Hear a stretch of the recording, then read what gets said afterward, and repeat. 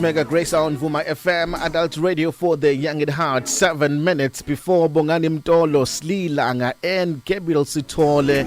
Alesi sikhathi ngisuke sengithi bamba sengiyavala ekseni.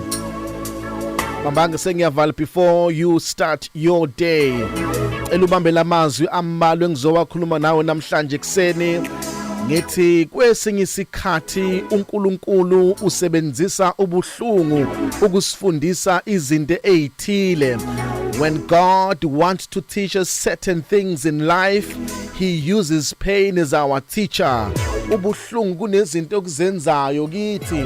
Number 1, ubuhlungu busifundisa ukwethemba uNkulunkulu kudlula yonke into, ngoba sometimes ubuhlungu buqeda amandla, uphele nangamandla, ubone ukuthi into oyithembayo manje usathemba amandla akho kodwa usuthemba uNkulunkulu kuphela. So kwesinye isikhathi uma uNkulunkulu efuna ukukufundisa ukuthemba yena yedwa, uvumela ipain ikufikele bese uthemba uNkulunkulu ukudlula abantu, ukudlula imali, ukudlula konke okunye.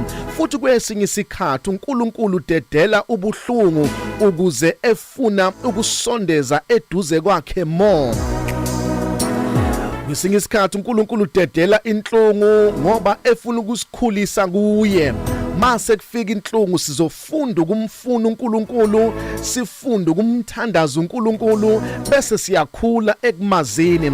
Ngakho kwezinye izikhathi ama pains uNkulunkulu yawadedela ukuze sikhule ekumazini, sikhule kufuneni yena uNkulunkulu. Ingakho mayebhala uJames uthi consider it pure joy, my brothers and sisters, that when you face trials of many kinds, consider it joy, because your testing will produce your perseverance. Ngakho kwesinye isikhathi uNkulunkulu udedela ubuhlungu ukuze sikhule kwazini yena. Kanti futhi kwesinye isikhathi uNkulunkulu yasidedela sibe kuyipain ngoba efuna ukusibuilda sibe yilento akayifunayo. Futhi adedela ipain ukuze izosiphushela kwi-destiny yethu. Uma efuna siye kwicebo lakhe uzodedela ipain ifike, kanti mayifika yiyo ezosiphushela la uNkulunkulu afuna ukuthi sifike khona. uJosepha watshela abafowabo ngephupho lakhe, bamlethela inhlungu, kanti mayifika leyo nhlungu yiyo izompushela ukuthi afike kwi-destiny uNkulunkulu akayihlosile ngoJosepha. Amanye ama pains they come to push us to our destiny. Amanye ama pain ayafika to push us into our purpose. Amanye ama pains ayafika to push us emaphupheni ethu nakuma visions ethu. Ngakho don't curse your pain, but learn from your pain. Grow from your pain. Depend on God more from your pain. Remember ukuthi ubuhlungu bakho kungaba ama lessons uNkulunkulu akafuna ukunikeza wona. Ubuhlungu bakho kungaba indlela uNkulunkulu afuna ukukukhombisa ngayo ukuthi kumele usondele kuye more. Learn from your pain. Grow from your pain.